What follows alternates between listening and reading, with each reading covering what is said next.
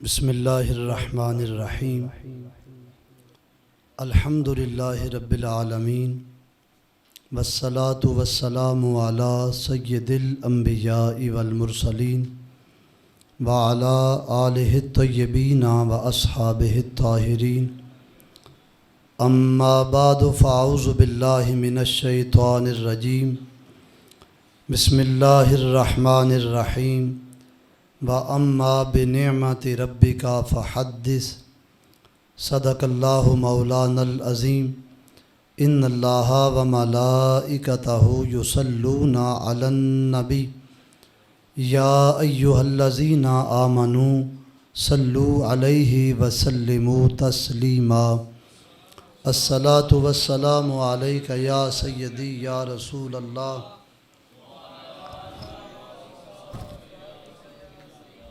وعلی آلک وصحابک یا سیدی یا خاتم النبیین۔ حمد و صلات کے بعد معزز و محترم حاضرین و سامعین، یہ محفل میلاد شریف مصطفی بھائیوں نے اپنے جذبات کا اظہار کیا ہے۔ خصوصی خطاب تو حضرت علامہ مولانا حفیظ اللہ صاحب مصطفی آپ کا ہے، ان کے آنے تک مجھے حکم دیا گیا ہے انشاءاللہ جو ہی آپ کی آمد ہوگی تو ان کا خطاب بغیر کسی تاخیر کے شروع کر دیا جائے گا۔ حضرت سیدنا علی بن موسیٰ مدنی مالکی رحمۃ اللہ تعالی علیہ فرماتے ہیں کہ مسجد نبوی میں ہر سال محفل میلاد کا اہتمام ہوتا۔ 12 ربیع الاول شریف کی صبح محفل کا آغاز ہوتا اور پورے دن کی محفل میلاد ہوتی، اور اس میں لوگ بڑی محبت کے ساتھ شریک ہوتے۔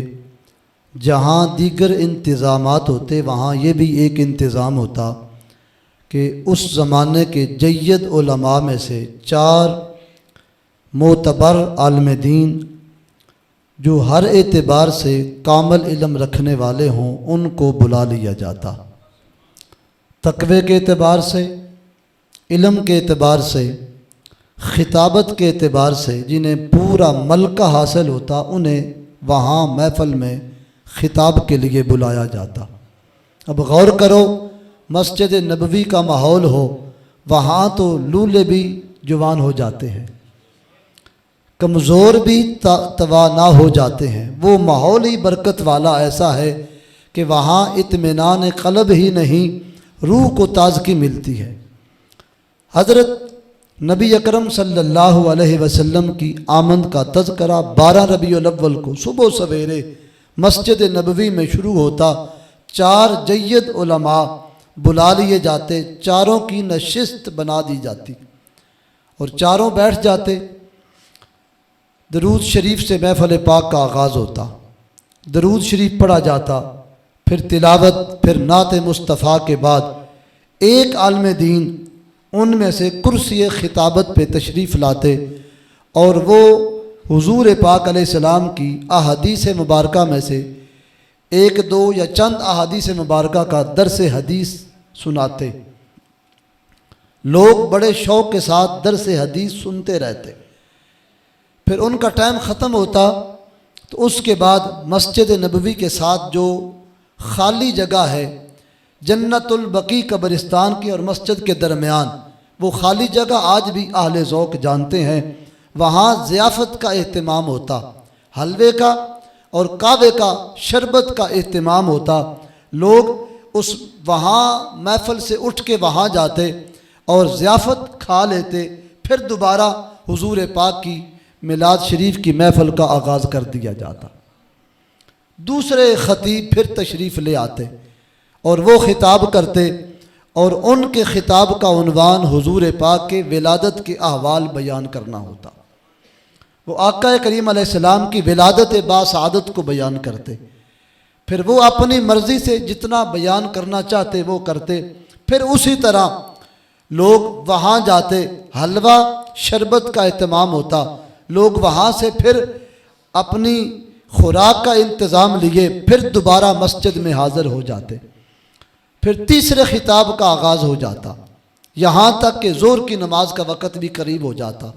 تیسرے خطیب وہ جب خطاب کرتے تو ان کے خطاب کا عنوان حضور پاک علیہ السلام کے دودھ پینے کے احوال بیان کرنا ہوتا کہ آقا دو جہاں نے کس کس دائی کا دودھ پیا ہے، کس کس کو یہ شرف دیا ہے، اور وہ بلند نصیب عورتیں کہ جنہوں نے مصطفیٰ کریم کی خدمت دودھ کی صورت میں کی ہے، پھر ان کا تذکرہ بھی ہوتا، حضرت حلیمہ سعدیہ کا بھی ذکر ہوتا، شیمہ کا نام بھی آ جاتا، حضرت آمنہ کا نام بھی آ جاتا۔ پھر وہ رضاعت کا مسئلہ یہ بیان کرنے کے بعد وہ اپنی تقریر کو اختتام دیتے، پھر آخر میں چوتھے خطیب جو سب سے صدارتی خطبہ جن کی ڈیوٹی ہوتی وہ خطاب کے لیے آتے، تو وہ حضور پاک علیہ السلام کا ہجرت والا وہ سفر مکے سے مدینے کہ آقا کریم علیہ السلام کس طرح چلے، غار میں کس طرح آرام کیا، پھر غار سے نکلے تو کیسے کیفیات و انوار و تجلیات کی بارش تھی، پھر مدینے میں پہنچے تو کیا انوار و تجلیات کی بارش نے اس جانے والے نورانی قافلے کو گھیرا ہوا تھا، یہ بیان کرتے، اور شام سے پہلے دعائے خیر کر کے اختتام کر دیا جاتا۔ اب دیکھ لو زمانہ تیزی کے ساتھ گزرا، آج لوگ سوال کرتے ہیں نوجوان کہ مسجد نبوی میں میلاد شریف کا اہتمام نہیں ہوتا، نہ کرنے والوں کی عمر 200 سال یا 250 سال ہے۔ تاریخ پڑھ کے دیکھیں، سیرت کی کتابوں کو پڑھیں تو آپ کو پتہ چلے گا میلاد کرنے والوں کی عمر زیادہ ہے اور نہ کرنے والوں کی عمر تھوڑی ہے، اور جس کی عمر تھوڑی ہو معلوم ہوتا ہے کہ اس نے پچھلا زمانہ نہیں دیکھا۔ بڑے بڑے اکابرین میلاد کرتے ہوئے نظر آئے ہیں، اور جس نے بھی جب بھی میلاد کیا ہے پوری عقیدت کے ساتھ اور پورے احترام کے ساتھ محفل میلاد میں جو بھی شریک ہوا ہے، اللہ نے پھر اسے اپنی رحمتوں سے مالا مال فرما دیا۔ آج بھی یہ محفل پاک یہ بالکل اسی طریقے پر حضور پاک علیہ السلام کی آمد کی برکات حاصل کرنے کی خاطر دور و نزدیک سے آنے والے احباب جلوہ گر ہیں، ذوق شوق کے ساتھ تشریف فرما ہیں۔ آج آپ جانتے ہیں کہ آپ کے شہر میں ایک عظیم مفسر قرآن علامہ الحاج حکیم الامت حضرت مفتی احمد یار خان صاحب کا عرس پاک بھی ہے۔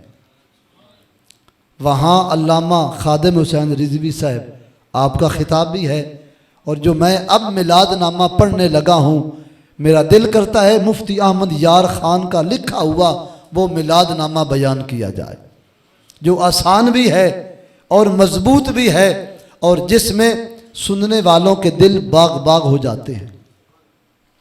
مفتی احمد یار خان صاحب نے بہت ساری کتابیں تصنیف فرمائی ہیں، حدیث پر کام کیا ہے، تفسیر پر کام کیا ہے، حضور پاک کی سیرت کو بھی لکھا ہے، اور آقا دو جہاں کی شان میں بھی کتابیں لکھی ہیں۔ ایک کتاب تو مکمل حضور پاک کی شان پر ہی لکھ دی ہے، اس کا نام لکھا شان حبیب الرحمن من آیات القرآن۔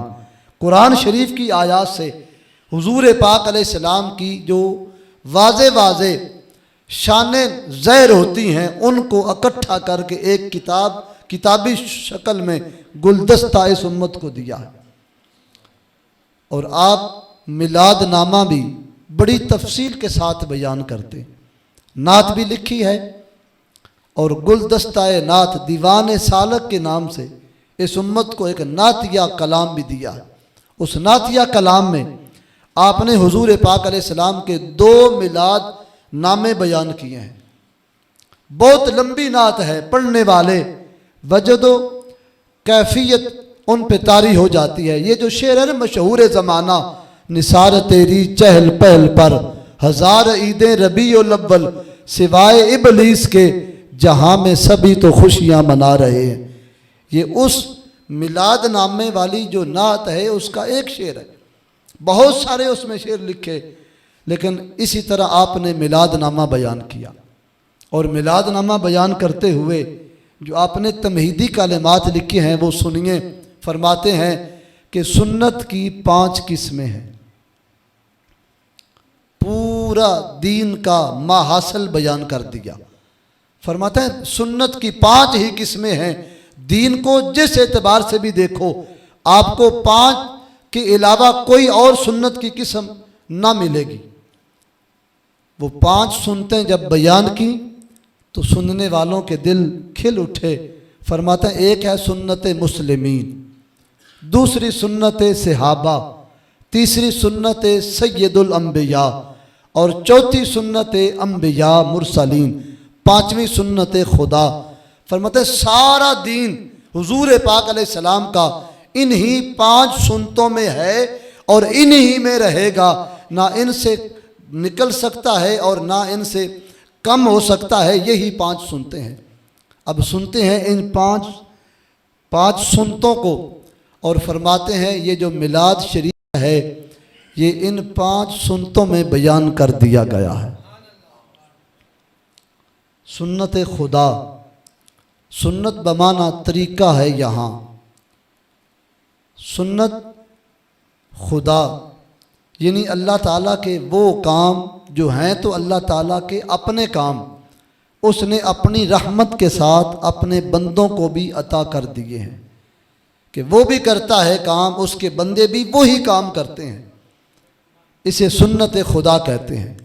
دوسرا درجہ سنت انبیاء کہ سارے نبی مرسلین جو انہوں نے کام کیا اور بعد میں آنے والے اس کام کو کرتے ہیں تو ثواب حاصل کرتے ہیں، اسے کہا جاتا ہے سنت انبیاء مرسلین۔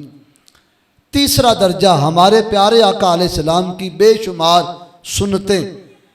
چوتھا درجہ صحابہ کرام کی وہ سنتیں جو ہمارے لیے قابل عمل ہیں۔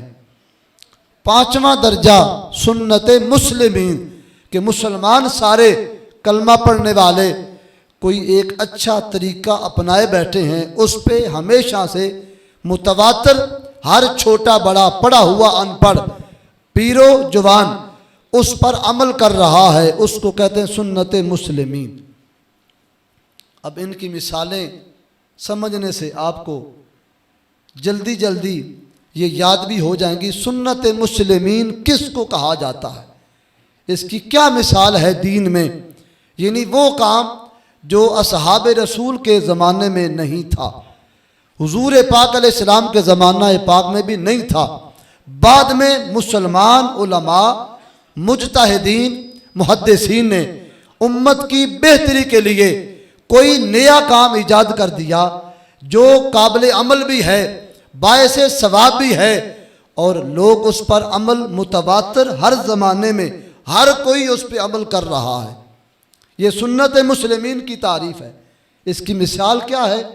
فرماتے ہیں اس کی مثال ہے 6 کلموں کا نصاب، پہلا کلمہ پھر دوسرا پھر 5واں 6واں، یہ کلموں کا جو نصاب ہے یہ صحابہ کرام نے مقرر نہیں فرمایا۔